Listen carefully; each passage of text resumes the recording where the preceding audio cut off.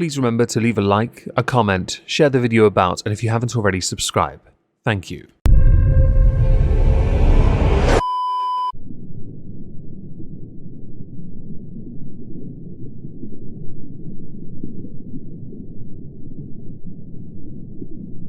Well, isn't this just fantastic? Welcome everyone to the exhibition of stupid people. Today we're going to start with Gwyneth Paltrow, courtesy of an article from Fandom Wire. Gwyneth Paltrow has expressed concerns about the gender wage gap in Hollywood. In an interview with Variety, she specifically criticised the enormous salary received by her co-star, Robert Downey Jr., stating that no one should be earning the exorbitant amount he does. Robert Downey Jr. has frequently ranked at the top of Forbes' best paid actors list, earning $111 million in the last year, which is nearly $40 million more than the highest paid female actor, Jennifer Lawrence. Gwyneth herself was 12. She earned $9 million in 2014. The substantial disparity between the compensation given to men and women in the industry has been a source of distress for Paltrow, who finds it painful to witness such a glaring inequity. I'm going to play this really outdated Sean Head clip that adequately explains the gender pay gap.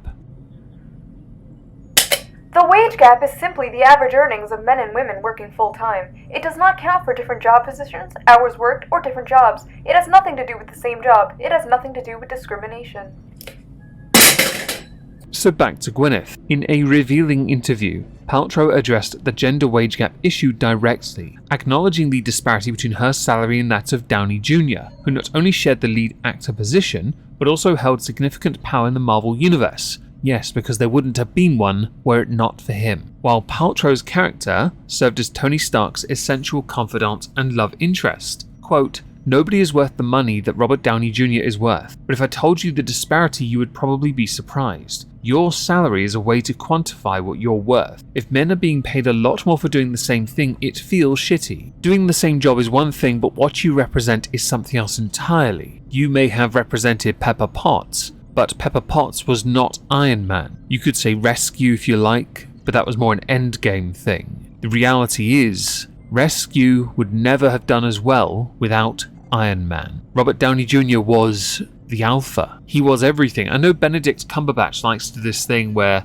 everyone is paid exactly the same if they do the same job. I fully understand that, because he's a feminist, everyone. I understand that idea of virtue signalling, but I'm also acutely aware some characters are worth more than others. And in the context of what Robert Downey Jr. has done with his character work, Iron Man is worth more than what you are worth, for what you portrayed. Additionally, that could apply to other characters within the MCU or any character from any franchise. Whoever the face is going to be the top draw, and Tony Stark, Iron Man, Robert Downey Jr. is the top draw. It was why he was able to secure such a huge salary for films after Avengers. So Iron Man 3, Age of Ultron, Infinity War, Endgame. He got paid, and Homecoming as well. Yes, I remember the Spider-Man movie. He got paid phenomenal amounts because of that, because they needed him. You are nowhere near as important as he is. It's why they went to extra lengths to get Chris Evans to sign on for Endgame when his contract actually ran out for Infinity War. You cannot compare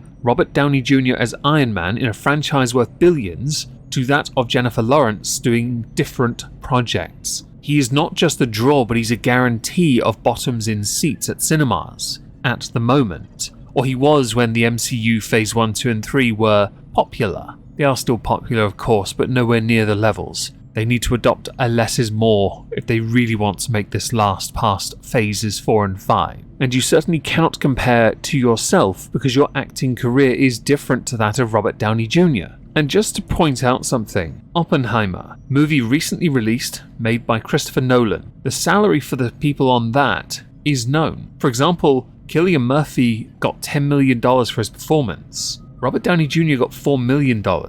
Do try to make sense of this. Robert Downey Jr. is still the draw, but the face is the one that takes home the biggest chunk. So it can be argued a level of ego needs to be put to one side. I kind of want to see Oppenheimer. I might go see it at the end of the month. After all these years, the disparity between men and women is still known. The thing is that makes that disparity very prominent are the types of movies where more people are inclined to go and watch them. Action movies generate a huge amount of interest. Franchises that exist for decades hold huge sway. Hero movies, to an extent, still do too. If people are going to gravitate more towards those, more money is going to be generated, which means those that front it are going to earn more money, and the front person is going to generate the most. Downey Jr. is proven as Iron Man. And as Sherlock, those first 2 movies were okay. I actually did enjoy them. I'm looking forward to the third one when they finally bother to make it. The point still stands regardless. And it is refreshing to see someone like Robert Downey Jr. do something different in Oppenheimer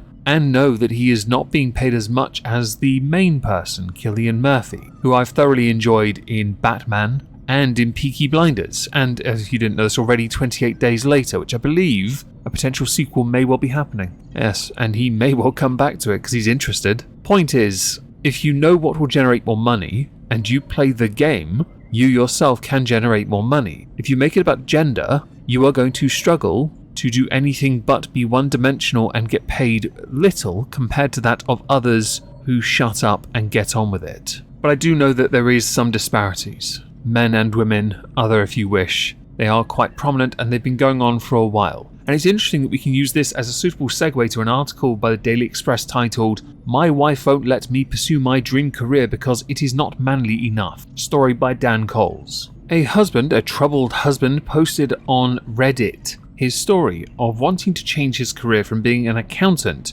to a nurse, saying, "I'm a 37-year-old man, well, so am I. I'm currently making $80,000 a year at a dead-end accounting job at a bank. I absolutely hate it. My only education is a bachelor's in accounting. I didn't take any science courses in college, but I did take AP biology in high school and really enjoyed it. The main reason nursing interests me is the work-life balance. Getting 4 days off a week sounds amazing. At my current job, I'm working 5 or 6 days a week, totaling around 55 hours, which has been the norm in every accounting position I've worked in. High pay, I'm making $80K a year as an accountant after several years of experience, but I see nurses making considerably more. The main thing holding me back is my wife. She is strongly opposed to the idea of me being a nurse. She's pretty old-fashioned and sees nursing as women's work, and not a real career for a man. Even though she understands that I would be bringing in more money as a nurse and working fewer hours, she is still strongly opposed to it. If I want to work in healthcare, she'd rather see me go to med school and become a doctor. But I know I don't have what it takes to go through 12 plus grueling years of education and residency to do that.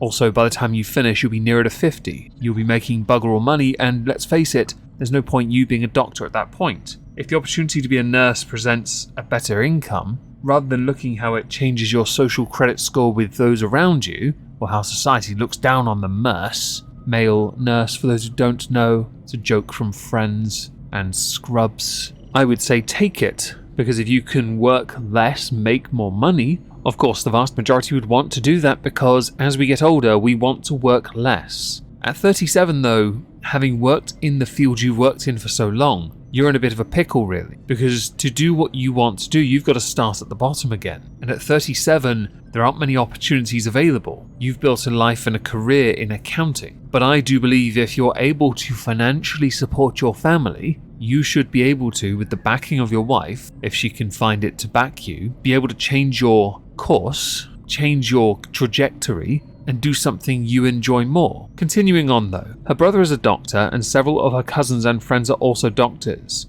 More than a few of her female friends are also married to doctors. So I think part of this might be that she feels that me being a nurse will make us look lower in the eyes of her family and friends. Outside of this, she's an amazing wife and mum. Well, she has one negative trait, being judgmental and also thinking about everyone else but not yourselves. Do you have any idea how proud you can be of somebody who is trying to be something that makes them happy and support the family at the same time? Working 55 hours a week means he doesn't get to be a part of a family. He's just the provider. I get the antiquated notion that the man is that, but in current year you don't have to be just that anymore. You can be more and you can achieve more. It is vitally important for fathers to mentally be as capable and fit as they can be, so they can be a very good or the best version of a father they can be. A role model is key. If she is a mother, that would imply you two have children together, which means that they are seeing their father be destroyed over time by the fact he is just doing a dead-end job to provide for the family, because he makes reasonable money.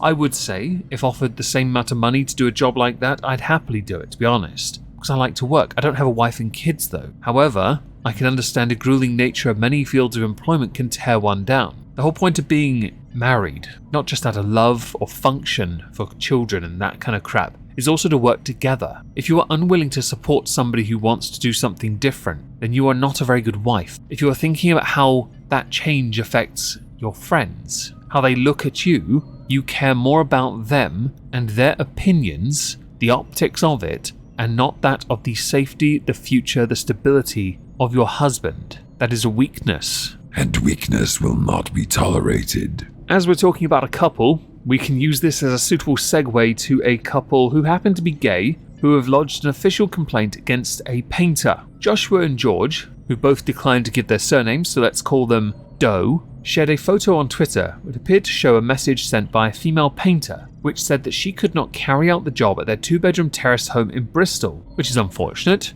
but every business is well within their right to refuse service. The problem you have is the nature of why you refuse the service. In many instances, it can be because either a customer didn't pay the suitable deposit, or perhaps pay at all, or perhaps they were rude towards those that served them. There are many other reasons. In fact, according to the UK at the moment, it could also be because your political views skew, and that is in turn deemed bad by banks, which, if owned publicly, I don't support. Hi, NatWest. The public own 38% of you. You probably shouldn't be doing that. In this instance, though, it's for a different reason. This is why. Hi, due to being a practicing Christian, I am not in a position to offer you my service at this time. I conduct my business according to recommended guidelines at my church. Best of luck in finding a perfect tradesperson to facilitate you with your decorating needs. Kind regards, person. Redacted though, interesting. Joshua and George wanted their bedroom painted at home, which they bought in June of last year. They found this decorator online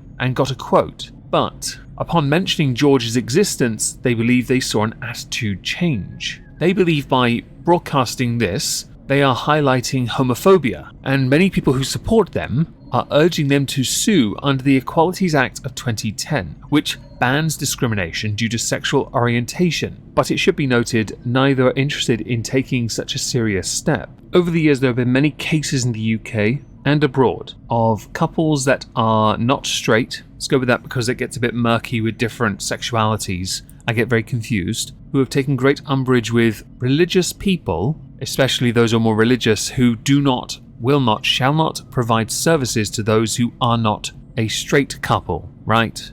This has led to some businesses going out of business, in fact, but equally other people in their respective relationships losing because of their failure to adhere to the respective systems, because they have taken more extreme measures. I will stand by what I have always believed. A business can refuse service. Simple as that. I know it's not a very popular thing to say, or perhaps to hold as a belief, but I do not believe it solves the issue that you believe you are standing up for by putting a business out of business. It doesn't solve the issue at all. All you've done is reduce job opportunities and ostracized with a buzzword to maybe more people because they don't agree with your stance. People are well within their right to not agree in things like gay marriage. They really are well within their right to. While it can be considered a form of persecution against somebody because of sexuality, one has to play a slightly more tactful game when it comes to handling the situation. And in the context of this one, with George and Joshua, them deciding not to take this and escalating it to a courtroom and simply highlighting it on social media as a discrepancy that perhaps needs addressing within society is a little bit healthier, because at least they're not actually naming, shaming, tarring, feathering the person in question because they've been denied a service which was enthusiastically accepted initially until they found out that this was the type of person they don't want to work for, fraternize, or provide a service for. Which, and I'll give an opinion on this part, as somebody that likes to work, I couldn't care less if your sexuality is different to mine, asexual Amish being mine, of course. I don't care, because if you pay me, I do job. Simple as that. I really don't care what your belief system is, your sexuality is. I just care that my money is paid in cash. Swag fam. Put in hand. Ta-ta for now.